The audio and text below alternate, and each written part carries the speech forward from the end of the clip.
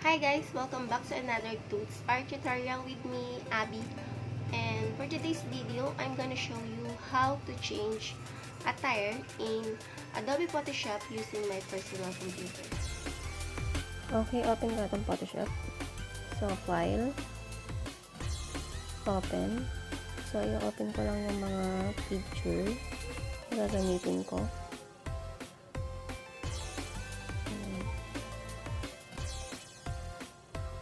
Ayan. Unahin ko na itong picture ko. So, dito gagamitan ko ng ito. Parang pen. Saka, lagyan ko ng mark yung pinakaulo ko lang. Dito.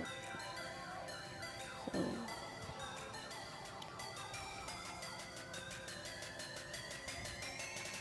sa mga gilid-gilid ko lang siya lalagyan para yung mismong ulo ko lang yung makuha.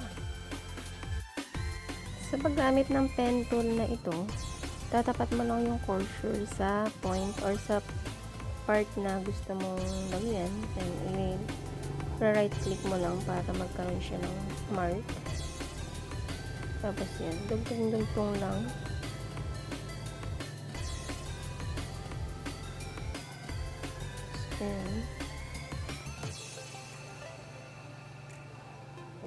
And once na kumuha tayo ng selection na ganito, kailangan yung start point mo, kailangan magsulubong sila nung end point para magsarado yung selection. So, ayan, mapapansin nyo, papunta ako sa first point or yung sa start point ko kanina. So, parang pinalibutan ko yung buong ulo para ma-select siya ng buo. Once na okay na, na-select na ng ganyan, left click and make a selection. Okay. Next, select natin tong tools na move tool or yung cursor na parang may plus. Tapos hold natin and i-drag natin yung picture na sinelect natin papunta sa kabilang picture. So, ngayon nandito na siya nailipat ko na dito sa kabilang feature yung aking ulo. So, ngayon i-resize ko na lang yung ulo ko sa size na proportion sa katawan.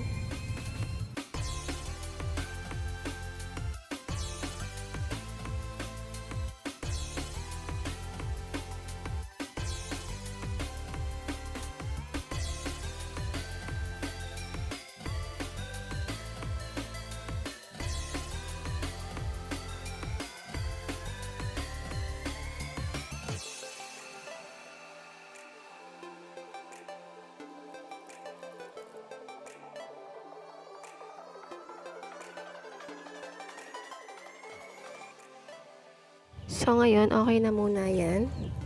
So, pindutin ko ulit yung cursor and apply para ma-apply yung ginawa kong change. So, ngayon, kuha muna ako dito ng buhok.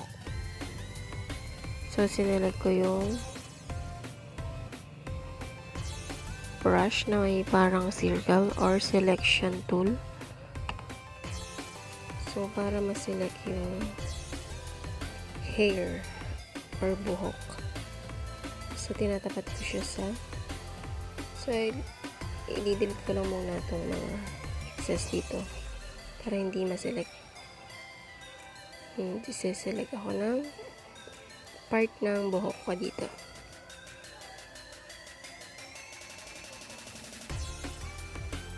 So, yan, tinatapat ko lang yung cursor ko tsaka right click and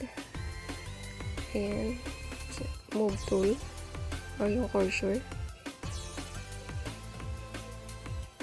So, yan.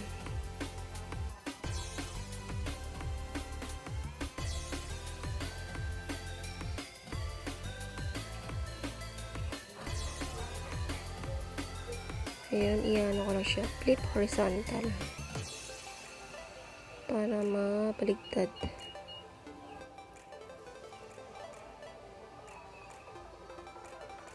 So, ito ulit, i-resize ko lang yung size na babagay sa picture.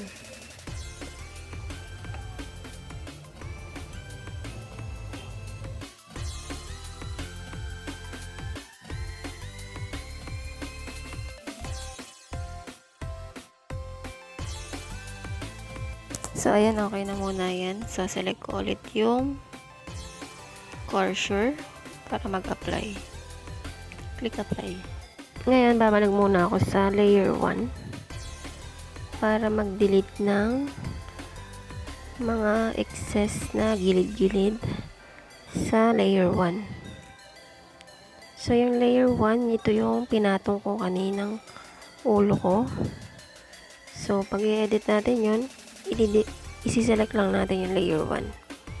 So, kung sa background naman tayo may i-edit, select lang ulit natin layer yung background. Dahil kanya-kanyang background, bawat ipatong or bawat layer na ilalagay mo sa picture, may kanya-kanyang layer. So, yan. Kung anong layer ang i-edit, yan ang ating isi-select. So, ngayon bumalik ako sa layer 2 para edit yung pinatong kong additional na hair. Ang technique lang dito is tignan lang natin kung ano yung mas babagay na hair or kahit anong i-edit. So, titignan lang natin kung bagay ba yung ganito or yung ano ba mas bagay pa sa ganito. So, ayun.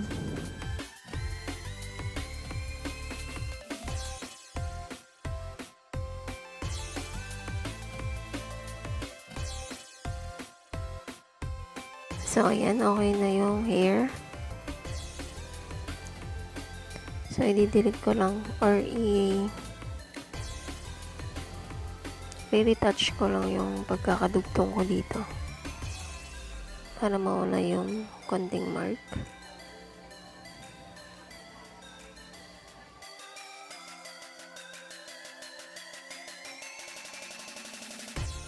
Ayan, okay na yung hair.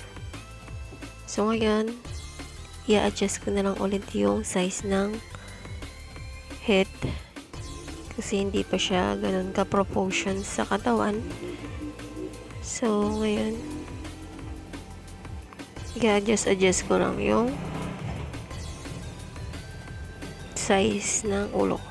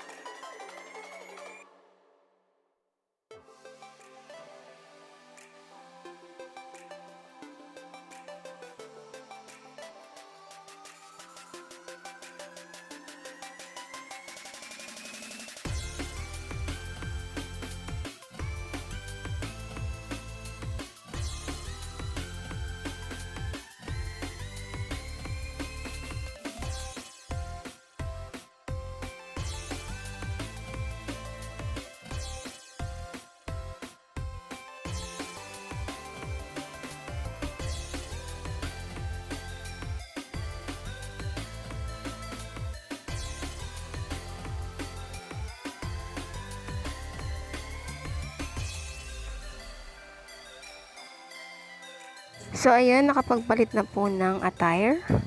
And dito na po natatapos ang aking video. Thank you for watching and see you on my next video. Bye!